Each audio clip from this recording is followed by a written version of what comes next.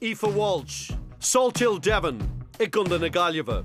I am a primary school teacher. I love it, it's great, it's busy. You don't know what's going to happen and kids are so funny, you know, they can say anything, so you're constantly entertained. It's very hard, you'd be definitely tired, but I like coming up with different ideas. I love doing art with them. Some songs, some games, learning, go out to the garden, go for walks, all that kind of thing. Yeah, we have fun. Tá dúil ag Aoife sa soccer le fad an lá. She used to play soccer with all the lads of a similar age. She was better than most of them and as good as nearly all of them. So I knew then that she had a particular talent. I started playing for Galway WFC when I was 16. It was more serious, we'll say, in that it was National League, so you were travelling all over Ireland all the time.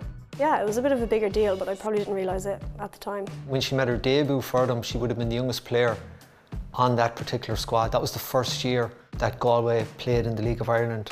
I missed a lot though. Like I never went interrailing, I never went on a J1, I never did any of that kind of thing. It was difficult, she was very committed to it, and even coming up to the leaving certs, you know, we tried to juggle everything. We wouldn't have been the type of parents to stop her from playing sport at any stage. We left it to herself. We trusted her. I used to speak on the pitch until I was like 15 or 16. I was very shy. I like to keep things positive. I don't like when people roar at people. I don't think you get anything out of that. She'd do her talking on the pitch. She would never be vocal, and she always had a perspective about sport, that it was just a game. People say it's a West of Ireland thing where we don't really take things too seriously. So yeah, I just learned to talk on the pitch and I've been doing it ever since. But I don't give out to people.